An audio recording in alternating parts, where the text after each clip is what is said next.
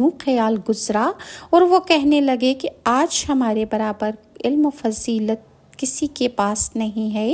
یعنی جتنا علم و فضل ہمارے پاس ہے اتنا کسی کے پاس بھی نہیں۔ حضرت موسیٰ نے اس واسطے یہ بات کہی کہ 40 اونٹ کا بوجھ تورات کی تختیوں میں تھا، اور حضرت موسیٰ علیہ السلام نے اس تورات کو حفظ کر رکھا تھا اور خداوند تعالیٰ سے بلا واسطہ وہ بات کیا کرتے تھے۔ یہ سن کر اس محفل میں موجود ایک شخص نے حضرت موسیٰ سے کہا، آپ بالکل بجا فرماتے ہیں کہ آپ کے برابر اللہ نے کسی کو علم نہیں دے رکھا، مگر اس کے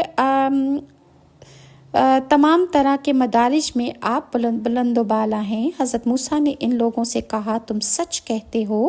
حقیقت میں کسی کو بھی اپنے سے زیادہ بلند نہیں دیکھتا۔ اسی وقت حضرت موسیٰ علیہ السلام کو جناب باری تعالیٰ سے حکم ہوا